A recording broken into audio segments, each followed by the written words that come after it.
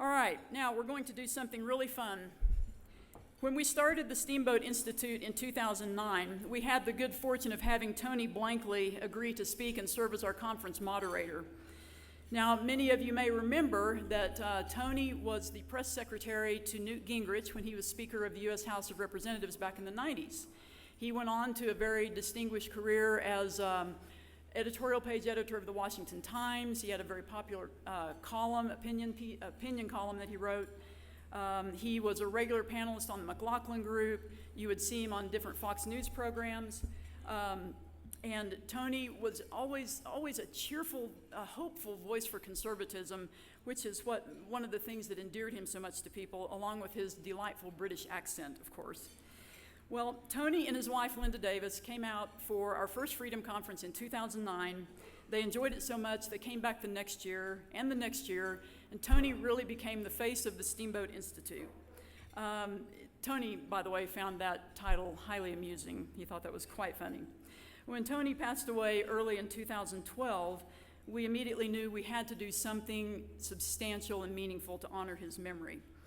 And 3 years ago, in this room, we announced the formation of the Tony Blankley Chair for Public Policy and American Exceptionalism to honor this great conservative thinker.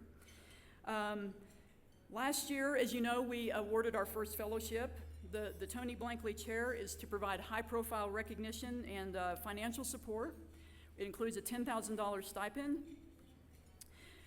This is to go to emerging conservative thought leaders who share the principles and ideals that were espoused by Tony Blankley and that are espoused today by the Steamboat Institute. And I think it's good to remind people what those principles are. It's limited government and fiscal responsibility, limited taxes, free market capitalism, individual rights and responsibilities, and strong national defense. That's what the Steamboat Institute stands for, and that's what Tony Blankley stood for. Our selection committee for the Tony Blankley Chair includes former Attorney General Ed Meese, Steve Hoffman, who lives here in Steamboat and is a former Department of Labor official, Lauren Maddox with the Podesta Group, Tom McDevitt, Chair of the Washington Times, John O'Sullivan, a British commentator and former speechwriter for Prime Minister Margaret Thatcher, John Roberts, who is author and TV producer of the McLaughlin Group, and of course, Tony's widow, Dr. Linda Davis. Well, last year, as I mentioned, we awarded the inaugural fellowship to Tom Rogan, who is a columnist for National Review, and I think since Tom was awarded the fellowship last year, many of you have become fans watching Tom and his various appearances on TV on domestic politics and foreign policy. He has become a regular panelist on the McLaughlin Group, sitting in the same chair that was occupied by Tony Blankley.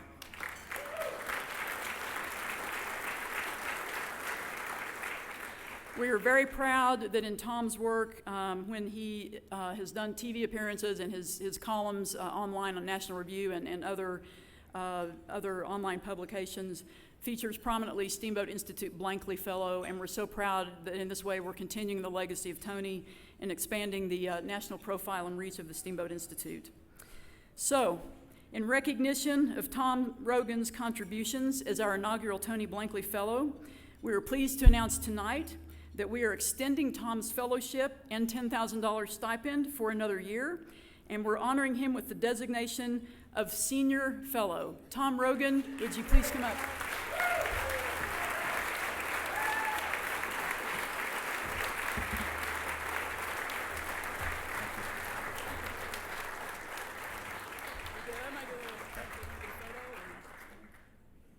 Okay, I think you got it. Good.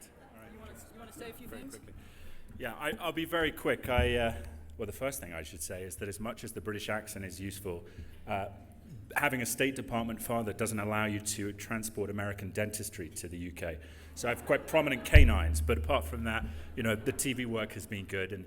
And in the last year, it has just been fantastic to get to know so many of the people here who've supported in different ways and allowed me to continue doing this. And I think it's quite difficult sometimes for people to understand that actually when you're starting out or you're relatively new to media, it's hard to make money. And the financial support is critical, but at the same time, the outspoken nature of the Steamboat Institute is also useful. In the last couple of days, people coming up to me and saying you did a great job on this, but what the hell were you talking about on that? I enjoy that. It's good to have that back and forth.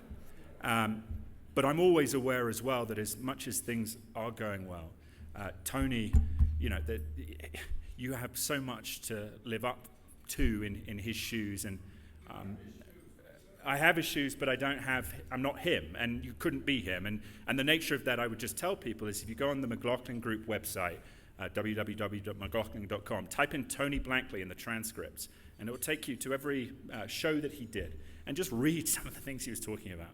The rotten political Islam, growth of extremist threats, encroaching government, unreformed entitlements. It's just quite extraordinary. And as a final point, the McLaughlin Group is somewhere where there is a lot of controversy and people disagreeing. But the one thing I found that everyone on the panel goes quiet for is when you bring up Tony, because he was universally respected and liked. And that, I tell you what, that doesn't happen on the McLaughlin Group. We argue even when the show finishes. So it's special. The concluding thing I would simply say is thank you to everyone. And Gillian, who's going to be the new Tony Blankley Fellow, is just quite an extraordinary person in terms of, she's the real deal. She's been on the ground in Ukraine and Iraq. Her reporting chops are quite extraordinary. And I would think keep an eye on her. Probably 10 years from now, she'll be running the Wall Street Journal. But she really is, you'll get to know her over the next year, but she takes it to another level. So tribute to you, Gillian. Yeah, okay, thank you.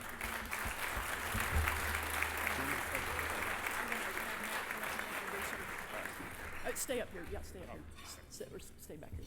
Okay. And now to introduce the 2015-16 recipient of the Tony Blankley Chair for Public Policy and American Exceptionalism, I'd like to ask our board member, Dr. Matt Spalding of Hillsdale College, to come up.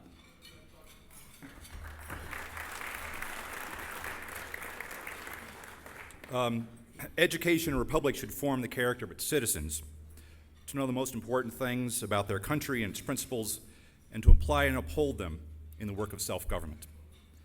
To combine those two things is rare. To do so in journalism is damn near impossible.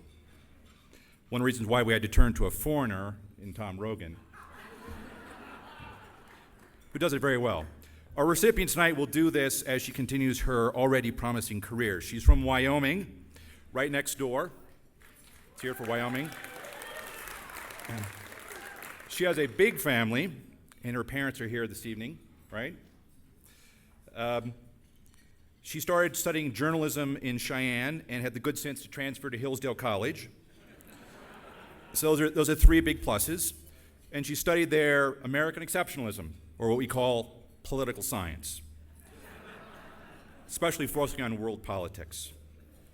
She worked at the Collegian magazine, or the Collegian newspaper at campus, and she took our journalism courses. She was always tenacious, driven, got her stories. She was somewhat of a rabble-rouser, I understand. Laura, this was not Dartmouth. This is Hillsdale College, mind you. And she's really become a star of National Review. She's a fellow at Franklin College, the Franklin Center, the Independent Women's Forum, and she's already been exposed and working in foreign correspondence in Ukraine, Iraq, as mentioned, Hong Kong. She spent a year in China writing about Christianity and persecution. She's a good investigative reporter at a time when that skill is lacking in today's media. She wrote 3-part series on how unions were controlling construction in the construction market in Philadelphia, and the federal government brought RICO charges against them, leading to several convictions. She's currently digging into, she'll have to explain this, she says she's digging into Donald Trump and Al Sharpton. There's a story there. Her work has appeared in National Review, Wall Street Journal, Weekly Standard, Newsweek Japan, Washington Examiner. I could go on.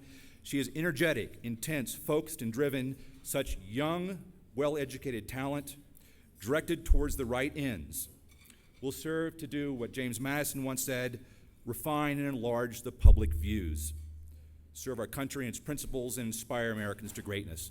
On behalf of the board of the Steamboat Institute, I am proud to give you the recipient of the second annual Tony Blankley Chair for Public Policy and American Exceptionalism, Jillian Melcher.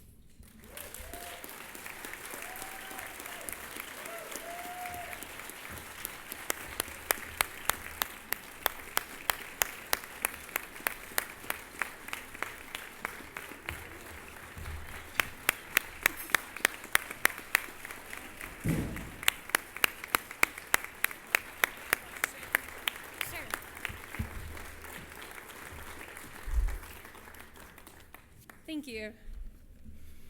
So I think to be a conservative is in many ways to feel nostalgia, sometimes for a past that you've never experienced. And I have certainly felt that in the past few weeks as I've learned more about the life and legacy of Tony Blankley. I knew already that as a writer, he was somebody who gave a voice to the voiceless, and that as a spokesperson, he was somebody that gave a better voice to people who already had one. But I've also been delighted to learn that in addition to being a noble and articulate man, Tony Blankley was a lot of fun. I've read of his sartorial splendor, of his puckish if gentlemanly wit. I've read that conversations with him were best held over cigars and whiskey. And I've heard rumors that he cooked with the same passion in which he spoke, which meant that spaghetti sauce often ended up on the ceiling. But I think my favorite thing that I've read so far comes from Ed Gillespie, who wrote in National Review, my home publication. And he was describing in the 90s the sort of cutthroat political environment in Washington. He described it as a zero-sum game where you would benefit by sneaking dirty pieces into the press and cutting down other people, even in your movement. But here's what Ed Gillespie said, and this really rang home for me. He said that Tony was different. He was not only brilliant in advising Gingrich on how to pursue his political and legislative goals through the media, he helped plant positive stories about rising Republican stars. He shepherded a flock of young press secretaries and communications aides. Politics is much as a trade and a profession, and Tony was a master of his craft, who was willing to share that mastery with journeymen and apprentices. I am so honored that the Blankley family and the Steamboat Institute have chosen me as the next beneficiary of this tradition. I'm really enjoying the company of you like-minded people out here, and I look forward to benefiting from your wit and your wisdom over the next year. But I don't think it was only mentorship and leadership that defined Tony Blankley. It was first and foremost his humble service to enduring principles and values. He cherished limited government, limited taxes and fiscal responsibility, free market capitalism, individual rights and responsibilities, and strong national defense. Jennifer and Rick have led an organization around these values, and Tom Rogan has clearly done a phenomenal job writing in support of them. And I'm really thrilled to be working with the Steamboat Institute in the coming year as we continue to serve and pursue and defend these universal values that Mr. Blankley breathed such dazzling life into. And so while tonight begins with thick conservative nostalgia for days gone by, let's also celebrate the bright future that I think we can create together. Thank you.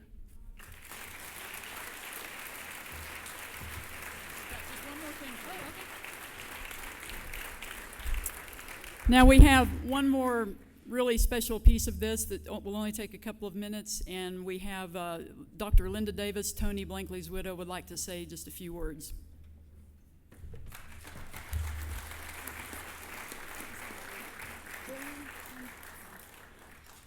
Hi, friends, family, our conservative family. So this is the third year that the seat next to me has been empty, but you all have helped fill the space in our hearts and certainly in the cause for freedom. I'm thrilled that Tom is able to stay on and that we have a wonderful conservative voice to join him and Jillian. I'm glad that your parents are here. Thank you for your kind comments about Tony. And I have absolutely no doubt that these two young professionals committed to the principles of the Steamboat Institute will be able to fill the shoes that Tony, we all came to know so well.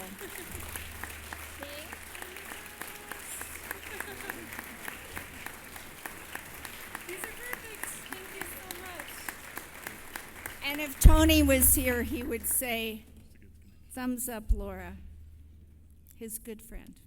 Thank you all very much.